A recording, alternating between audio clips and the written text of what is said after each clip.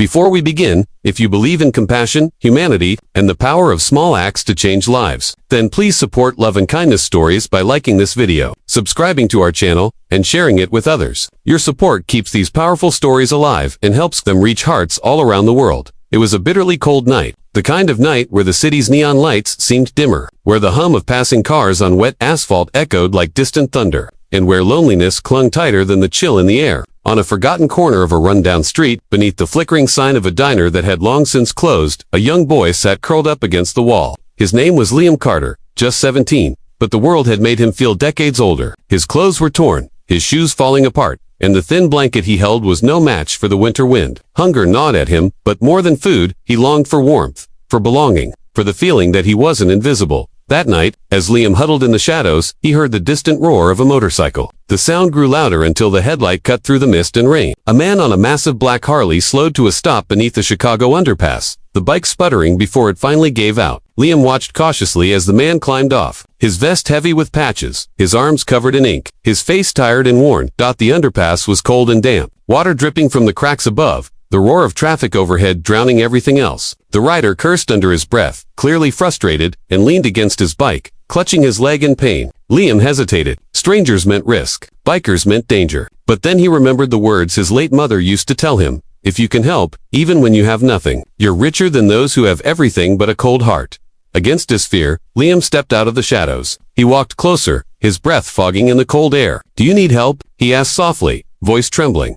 The biker looked up, surprised to see a ragged boy standing there. His tire was flat, his leg scraped, and his phone had no signal. Without hesitation, Liam dropped his old backpack to the ground and pulled out the only things he had: a roll of bandages, a half-broken multi-tool, and a few crumpled dollar bills. With shaking hands, he wrapped the man's cut, then crouched beside the Harley, tightening bolts and adjusting what he could. His fingers were numb, but he worked with determination, giving the man a fighting chance to get back on the road. When he finished, Liam pressed the last of his money into the biker's hand. "There's a gas station a few blocks from here. They'll have what you need. Take it. It's all I've got." His cheeks flushed with shame, but he pushed the money into the man's palm anyway. "Just get home safe."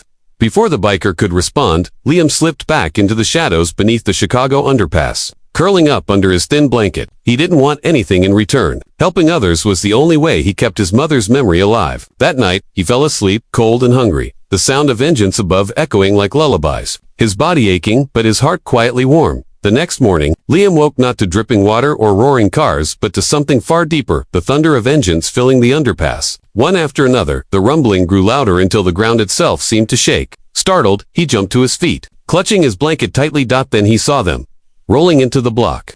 Surrounding the underpass in a river of chrome and leather came a sight so unbelievable, it froze him in place. 120 bikers, all wearing the same insignia, Iron Reapers. They surrounded him, their massive bikes forming a wall of roaring engines. People from above stopped to watch, eyes wide with disbelief. Liam's heart pounded. He thought he had done something wrong. But then, from the center of the formation, the biker from the night before stepped forward. His face was stern, but his eyes carried something Liam hadn't seen in years: gratitude. He raised his hand. The engines went silent instantly. "This kid," the man said, his voice booming under the concrete bridge, "gave me everything he had when he had nothing. He fixed my bike in the cold, patched me up, and gave me money he couldn't spare. He walked away without asking for a thing." He paused. "The world might call him homeless, but I call him family now." And then, something incredible happened. One by one, every Iron Reaper dismounted. They approached Liam slowly. Bags of food, warm jackets, boots, and blankets were placed at his feet. One rider draped a heavy leather jacket over Liam's shoulders. Another handed him an envelope packed with cash. Another pressed a set of keys into his hand. "It's a place to sleep," the biker said. "It's yours now." Liam's eyes filled with tears. His knees gave out, and he fell to the concrete, overwhelmed. For years, he had been invisible, forgotten, treated like a shadow. But now, surrounded by more than 100 of the most feared men in the country, he realized he wasn't forgotten after all. They didn't just give him money. They gave him dignity, safety, family. People watching from above cried openly, some recording, some too stunned to move. It wasn't just about Liam. It was about kindness rippling outward, changing everything. If this story touched your heart, please support love and kindness stories by liking this video, subscribing, and sharing it with others. Comment, "Kindness never dies," to show you stand with Liam and with every forgotten soul who just needs one moment of compassion to change their entire world. Sometimes the smallest act of kindness, like fixing a stranger's bike in the cold, can light up the entire world. And for Liam Carter, it didn't just change his night, it changed his life forever.